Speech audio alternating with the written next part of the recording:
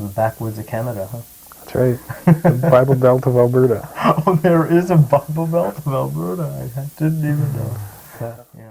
Okay, welcome to the Strange North channel. In this video, I'm going to tell you all about a man named John de Ruiter. John de Ruiter is a fairly well-known spiritual guru based in my hometown of Edmonton, Alberta. And he's definitely one of the most infamous characters of Edmonton, and this guy has fascinated me for a while. John has been surrounded by controversy for a while, and things really came to a head last year when he was officially arrested and criminally charged by Edmonton Police. And so there are definitely a few Edmonton-based characters that I've been interested in doing videos on. And so I'm just going to explain the history of John de Ruiter and his organization and how it developed in Edmonton, as well as explaining the controversies surrounding him. So John de Ruiter was born on November 11th of 1959 in the town of Stettler, Alberta. This is in the east central portion of the province, and the town motto is the heart of Alberta. John was the second of 4 children born to Dutch immigrants who came to Canada from the Het Belt region of the Netherlands. And John's father was a shoemaker by trade, and he would eventually teach John those skills. The de Ruiters were a religious family, and they attended a Pentecostal church. To jump ahead for a second, John de Ruiter wrote his first book titled Unveiling Reality in 2001. And in this book, he talks about a formative experience that happened to him when he was a young man attending one of these churches. He talks about this prophet at one of these churches coming up to him and saying, "You, John, you will be a mighty man of God." Personally, I also grew up in the Pentecostal church, and I'd like to do another video down the road describing my experiences and my thoughts on that subject. But particularly in the Pentecostal denomination of Christianity, it's very common to have church prophets, people who are perceived by the congregation as having prophetic gifts, maybe gifts of foresight. And I personally have experienced many times when a prophet is moving through the congregation and speaking things over people. And so John had an encounter with one of these prophets, and this really had an effect on him. At age 17, John de Ruiter claimed that he had a profound spiritual awakening, and here's a direct quote from one of his books. Quote, "I was unexpectedly gifted with a knowing and an experience of oneness with the source. My awareness of reality expanded in ways that I could have never imagined." End quote.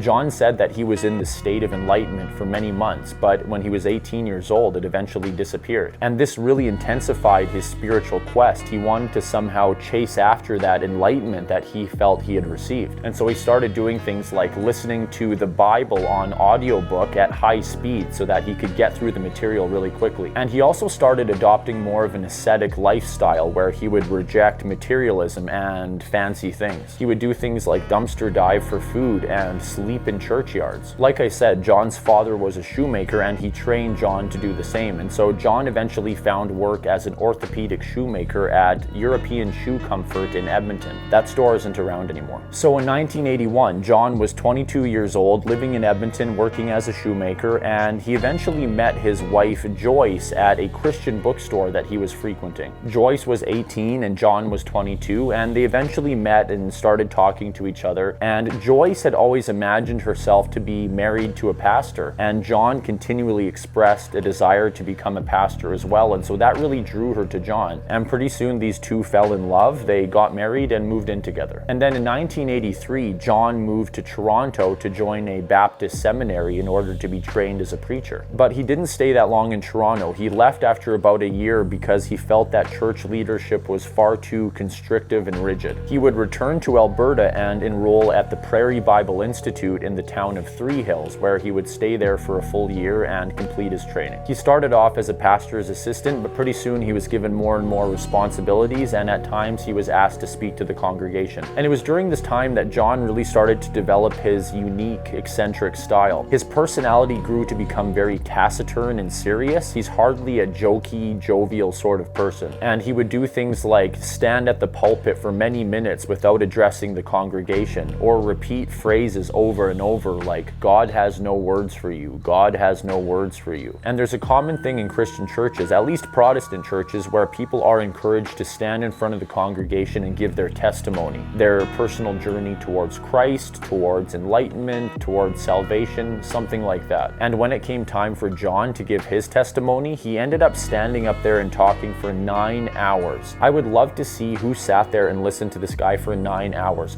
Who listens to anything for 9 hours straight? And he just developed a really weird reputation, and in 1987, the church leadership removed him from the church. They asked him to leave because they felt his methods were just becoming a bit too unorthodox and unusual. But when John was kicked out of the church, he actually took about 5 couples with him. He had started to develop a bit of an audience, and some people were genuinely interested in John's unusual take on Christianity. And so he left this church with his first followers, who would become the basis of his new congregation. And initially, one of these couples even let John use their house to deliver his teachings. Every Friday, he would deliver his sermons from their home. And then after a couple months, John decided he was a bit more comfortable teaching from his own home, and so operations moved to the de Ruiter home in the east side of Edmonton. Pretty soon, John was attracting followers from across Edmonton, and they outgrew his living room, and so they all moved into a bookstore just off White Avenue. And it was around this time that John's reputation really started to pick up around the city. The move to the bookstore was around 1997, and by this point, John was able to quit working as a shoemaker because he was able to fully support himself with the tithing from his followers. Part of most Christian churches is that followers are asked to tithe about 10% of their income to the church. And John's followers were doing this as well, and so John was able to pay his bills with the money that they gave him. And they weren't at the bookstore very long before they outgrew that facility, and they started meeting at the Royal Acupressure Clinic in Edmonton, and they stayed there for a while. And pretty soon John was becoming recognized around the world. Friends were telling friends in other countries, and word was spreading around the globe about this Messiah of Edmonton. And in 1998, John began his first world tour. He traveled to many different countries giving talks and selling pamphlets and books and pictures of himself. And this soon developed into multi-day retreats and seminars where people would pay hundreds of dollars a person to listen to John speak. And as this was developing, John was incorporating more and more elements of New Age into his philosophies. He was really expanding the scope of traditional Christian theology and doctrine. In fact, John would often refer to modern Christianity as, quote, Satan's masterpiece. He started becoming involved in things like bilocation, hypnosis, and astral projection. I'm not going to go deep into astral projection, but it's essentially where people believe that their soul or spirit is leaving their physical body and traveling to different places in the universe. John began dabbling in all this stuff, and he was publicly expressing the fact that he was doing so. And so you could hardly say that he was really a traditional Christian teacher anymore. He was really incorporating Christianity with New Age mysticism. John would often talk about a concept called core-splitting honesty, where people were honest with themselves down to the very essence of their beings. He would also incorporate Zen and Buddhist ideas like freeing yourself from attachment and letting go of the ego. John also started doing this thing where instead of directly speaking to the entire congregation as a group, he would sit at the front and talk one-on-one with his followers. People would ask him a question and then he would respond to them directly. But often he would wait long periods of time before responding. Someone would ask him a question and then he would wait sometimes more than half an hour to respond. Again, who would sit and wait for over half an hour to receive an answer from a spiritual teacher? John claimed that when he was in these silent periods, he was in a deep state of samadhi. I hope I'm saying that right. This is a term for a state of deep meditative consciousness that is talked about in different Indian religious traditions like Hinduism and Buddhism. And people felt that when John was in these silent states and staring at them, that he was staring into their soul. People reported seeing an aura around John as he was sitting at the front of the congregation, and some of his followers even reported having visions of Jesus and Buddha. Some followers called him a living embodiment of truth and a new Messiah. Some of his First Nations followers would call him Lost White Brother, which is a sort of messianic figure found in some First Nations mythologies. I'm sure you've heard of Vice Media. A while back, they did a big write-up on John and even interviewed a bunch of his followers. In this Vice article, they referred to John and his organization as, quote, a staring cult. This is a quote from that Vice article from one of John's followers. Quote, "Have you ever taken acid?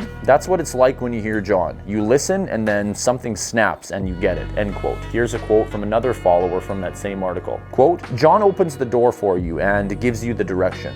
Once the door is open, you're there. end quote. And this follower would later describe John as the portal to the direct transmission of knowledge. As John's organization was picking up steam, there was a well-known Edmonton-based sociologist at the University of Alberta named Stephen Kent. He became interested in John and his followers, and he attended a bunch of meetings. This is a direct quote from Mr. Kent referring to this organization, quote, "This is the beginning of a new religion. This is how they start," end quote. There was another professor at the U of A at the time named Gordon Drever, and this is a direct quote from him referring to this new religion. Quote, "Whether it's still around in 500 years or it disappears when he does, who knows," end quote. Like I said, Professor Kent, who I just mentioned, ended up going to a lot of John's meetings so he could learn a bit more about this organization. And he even met with John and his inner circle a few times to sort of warn them of the dangers that religious leaders can cause. This is a quote that Stephen Kent gave to the Calgary Herald in 1997. Quote,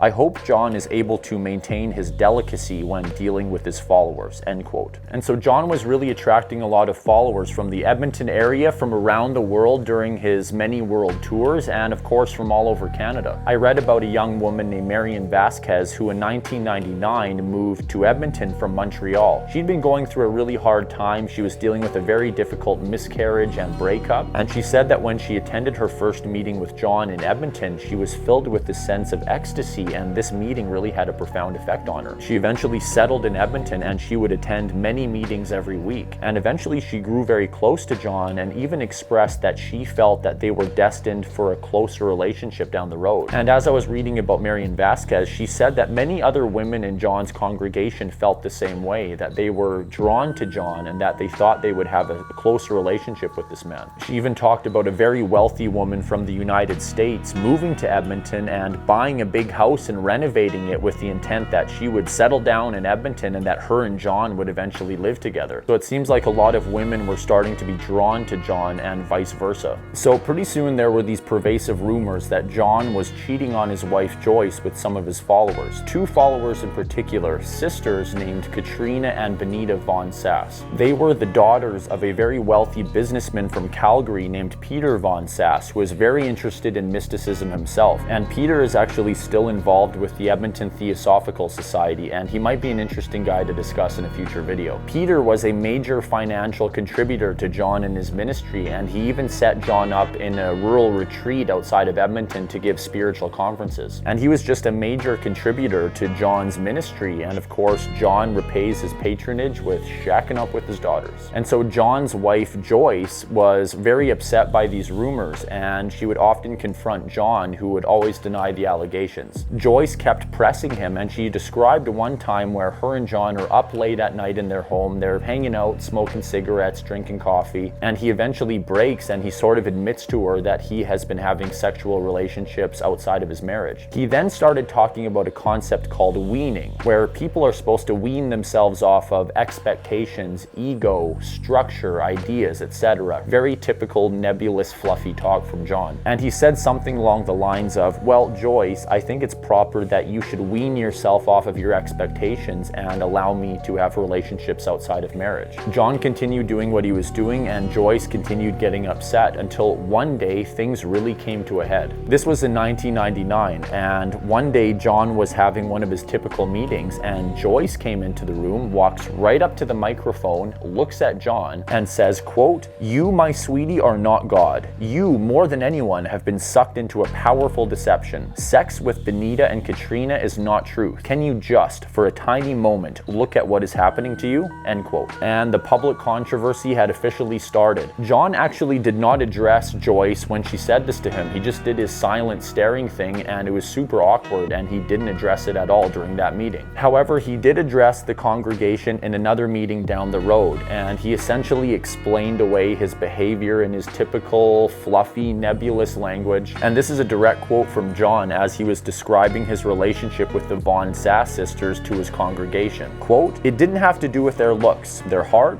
their age. It had only to do with what arose from within my innermost." End quote. What arose from my innermost? I think it had something to do with what arose from your trousers, Papa. Come on. Giggity, giggity, giggity, giggity, let's Let's have sex. Joyce would leave John, she would initiate divorce proceedings, and she even underwent anti-cult counseling and would eventually move to the Netherlands with their children. Many of John's followers also left his congregation during that time, some in solidarity with what happened between him and Joyce, and others just because they felt he was straying too far from his traditional Christian roots. And many of John's followers who chose to stay were sort of upset with what John had been doing and started to question him. This is a direct quote from one of his followers as they were asking John a question during one of the meetings. Quote, "If you say people have to be happy with less and less, why are you taking more and more women?" End quote. To which John replied, quote, "If I explained it to you, you wouldn't understand." End quote. And by this time, John had really established strong relationships with both of the Von Sass sisters, Benita and Katrina, and they had sort of become assistants to him. They helped with a lot of the administration as well as managing his many world tours. And by the mid-2000s, John was not only thriving in his ministry, but he was becoming quite wealthy. Apparently, he was making over $200,000 a year as a salary, as well as receiving multiple five-figure donations throughout the year from his followers, many of whom were quite wealthy. And John was also attracting some higher profile people to Edmonton. There was a very well-known CBS news correspondent named Jean Parr who moved from New York to Edmonton to follow John. And for a while, she had intended on making a proper documentary about John. Jean Parr's son is actually the actor Chris Noth, who played Mr. Big on the Sex and the City show. He's a fairly well-known actor, and even he was known to fly to Edmonton at times to attend some of John's meetings with his mother. Jean Parr also introduced John to Carl Mindell, who at the time was a fairly prominent New York psychiatrist. And this is a quote that Carl Mindell gave to the Edmonton Journal in 1997. Quote, "I think he is the most powerful spiritual teacher I have ever seen," end quote, referring to John. And so John's little ministry was taking off. In 2001, he published his first book called Unveiling Reality. And in 2007, John officially opened the College of Integrated Philosophy in the brand new $7 million Oasis Center in the west end of Edmonton. This was a pretty nice building, just given the general area of Edmonton it was in. It had a lily-padded pond, a lush garden, and a very ornate banquet hall. And for many years, this was a really popular spot for banquets and weddings especially. By 2009, John de Ruiter was worth an estimated $9 million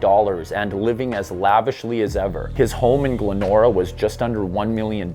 He would only fly first class as he was flying around the world, and he drove a big brand new $75,000 truck and a Royal Enfield motorcycle. So hardly the ascetic spiritual seeker that he had started out as. In 2009, John took a trip flying first class to Egypt. Katrina Von Sass, who had grown quite close to John, thought that he was traveling with Benita, her sister, who had also grown quite close with John. In fact, John was traveling to Egypt at the time with a brand new woman who he had met. Her name was Leanne Angerman. She was from Germany, and she had moved to Edmonton to be closer to John. And when he returned to Edmonton, he ended up marrying Leanne and separating from Katrina and Benita. The two sisters would go on to sue John de Ruiter in court, claiming that as common-law spouses and employees of the Oasis Center that they were owed significant money. They also claimed that Benita was technically fired without cause and that Katrina had contributed a lot of money to the down payment for John's new home. And although the relationships between John and these two sisters was framed as consensual, Benita presented something a little bit darker in her lawsuit. This is a direct quote from Benita. Quote, "The defendant, John, convinced me to sexually submit to him, reminding me that this was God's will. The defendant stated that he was Christ on earth and that defying him was to defy truth, goodness, and God," end quote. John would deny all of these allegations, and eventually the Von Sass sisters would settle out of court, and Benita agreed to non-disclosure as part of her settlement. So since then, people really haven't heard a lot from Benita or Katrina on this matter. There was another big controversy surrounding John, and when I first heard about this story, I didn't know it was related to John. In the mid-2000s, there was a woman named Anina Hunsdorfer who had met John when he was giving a talk in England. Anina was originally from Germany, and this young woman eventually moved back to Edmonton like so many others had done to be close to John, and she ended up getting very close to him. In March of 2014, Anina was living in Edmonton. She was actually a fairly prominent scientist working on the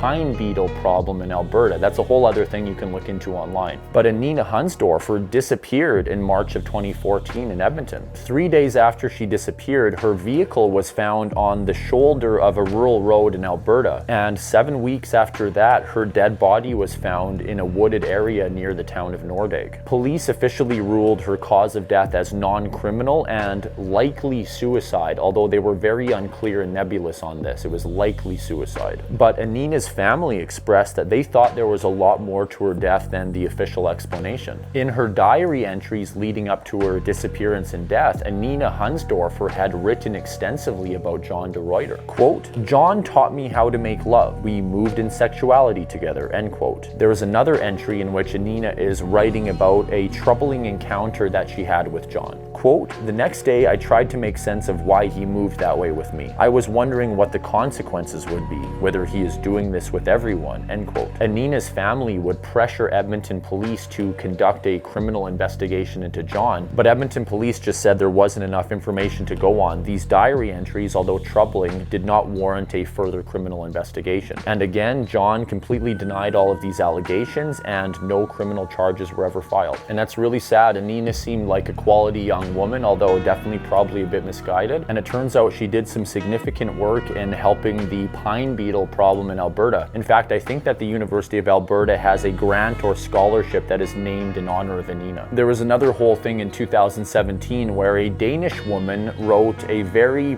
troubling, lengthy, and public Facebook post in which she described an encounter that she had with John and his wife Leanne at their house in Edmonton. She explained that she had been invited to their home, that she went to their house, and that she had met with John and Leanne and they had discussed a recent trip to Nordegg that they had taken. John then explained to this Danish woman why they had invited her to their house. And this is what John told this woman, quote, "For some years now, the calling has moved me to be with other women sexually, and the calling is moving towards you," end quote.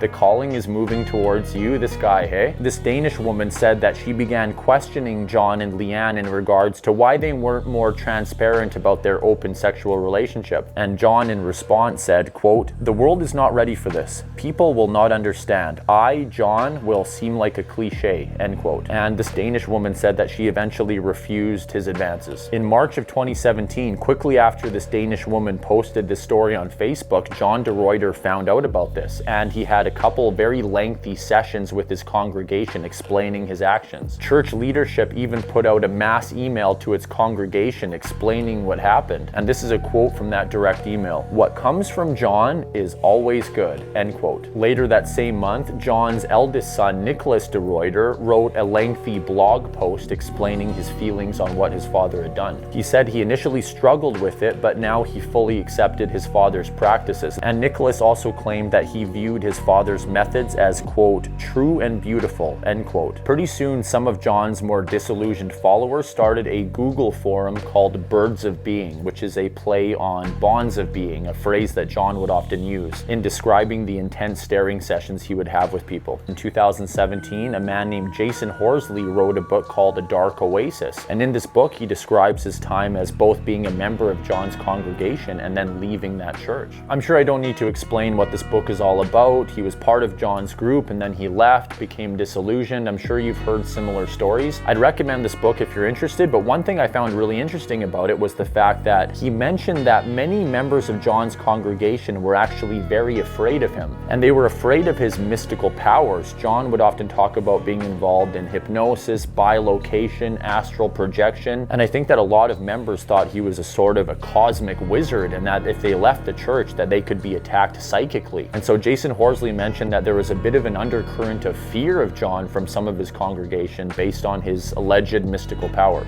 The pandemic of 2020 possibly set into motion a chain of events that will lead to the downfall of John de Ruiter. Of course, during the pandemic, places were shut down, events were put on hold, and John and his followers were following the general recommendations of not meeting in person. And so they weren't having their big in-person meetings, and they were meeting over Zoom call and things like that. And the big ornate $7 million Oasis Center where they were meeting was no longer able to support itself. The only reason that John and his followers were able to use this facility was because most of the time it was rented out to other groups for banquets and weddings and that kind of stuff. And when these events dried up during the pandemic, John was not able to generate enough revenue to keep this facility open. And so in 2021, he sold the building to the Aga Khan Foundation for $6.7 million, which is a bit of a loss considering he bought it for $7 million a number of years ago. And then as restrictions were allowed relaxed and John and his followers started meeting in person again, they started using a facility in the town of St. Albert, which is a bedroom community of Edmonton, and one of my favorite. And in 2022, John and his organization purchased a large campground called Midnight Sky in northern Alberta, and this was going to be where they would have their retreats in the future. And with John having a bit of a reputation, a lot of the local residents were less than thrilled that John and his followers were moving into the area. John himself even purchased a permanent home in that area, as did many of his followers. And like I said, during the pandemic, initially John and his followers would meet over Zoom calls, and a lot of his individual followers would also talk to each other over these video calls. And it was during this time that a lot of women started talking about their sexual encounters with John, that John had been approaching multiple women to have sexual encounters, and that he did this under the guise and framework of lifting up your spirit and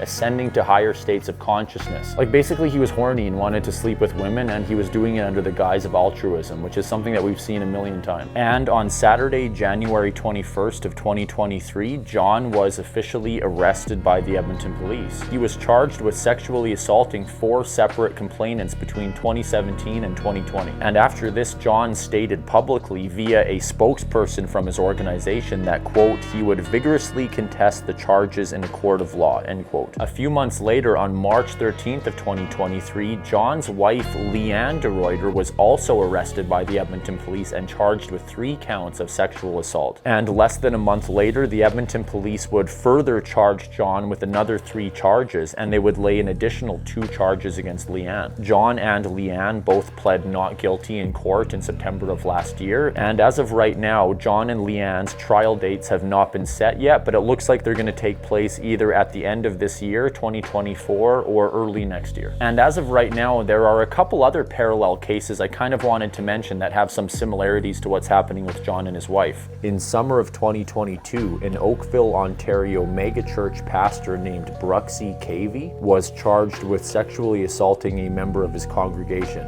And I can't help myself, the name Bruxy Cavey is extremely cock. And then in 2023, a man named Nathan Chasinghorse, who was well known for his role in the movie Dances with Wolves, was charged with multiple sexual assaults in BC and Alberta for leading a group called The Circle, which allegedly preyed on vulnerable Indigenous women. And in both of those cases, the men charged have denied allegations, intend to plead not guilty, and both of those men have upcoming trial dates. And so right now in Canada, there are a few fairly high-profile cases of religious leaders allegedly abusing their power. And really, do you want my personal opinion on the John de Ruiter case? I think sexual assault is bad, and sometimes religious leaders abuse their power. I mean, everyone's thinking that. I'm not a professional in psychology or psychiatry or religions, and I don't feel I can offer some extra intelligent analysis of this case. And I also think it's really sad, pathetic, and disappointing how so many people are submissive to religious and authority figures. And although you can't blame the victim, John very well could have sexually assaulted these women, and it sounded like he was coercing them under the guise of mysticism and spirituality. But I still think there's something to say for not being submissive to a religious figure, being able to take their teachings with a grain of salt and not exalting them over you or putting them on a pedestal, which it sounds like happened quite a bit with John's followers. And so that's pretty much my video. I hope you found it interesting and informative, and I guess we'll have to see what happens as John and Leanne's court dates unfold in the future. And you can definitely Google a bunch of information on John and his organization if you'd like to, but I definitely recommend Jasun Horsley's book, A Dark Oasis. It's a really interesting read. And if you're interested in watching more of my content in general, please consider subscribing to my channel. I upload about 1 new video per week. Thank you very much for watching. I hope you have a great day, and I look forward to seeing you next time on the Strange North channel.